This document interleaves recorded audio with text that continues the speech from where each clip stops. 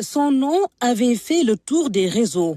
Professeur Diamé Sène, celui-là même qui, de l'aveu du Premier ministre, avait sauvé sa scolarité. L'hommage rendu à l'enseignant était retentissant et l'avis de recherche lancé, très vite suivi des faits. J'ai ressenti une fierté à travers ma personne, la fierté de tous les enseignants du monde et du Sénégal. La plupart m'ont appelé pour vraiment exprimer leur fierté.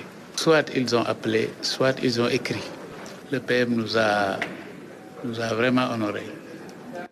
Difficile de dire qui a été le plus ému, l'élève éternellement reconnaissant ou le professeur resté attentif à la trajectoire très mouvementée de son opposant d'élève.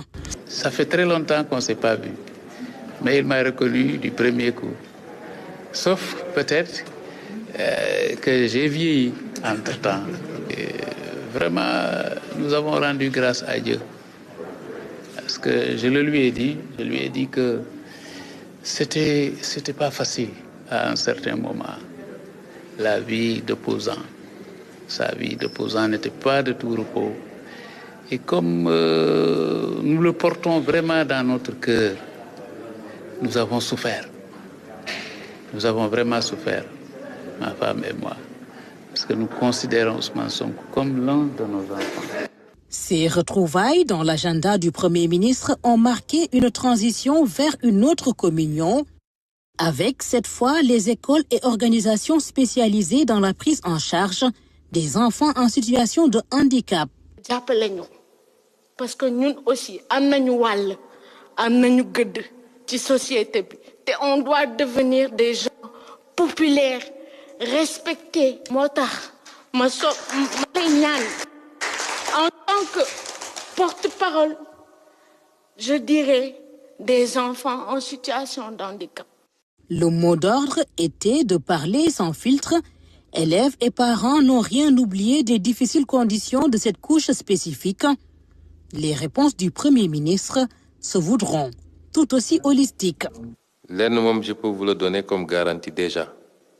C'est une priorité pour nous inscrire au budget 2025. Inch'Allah.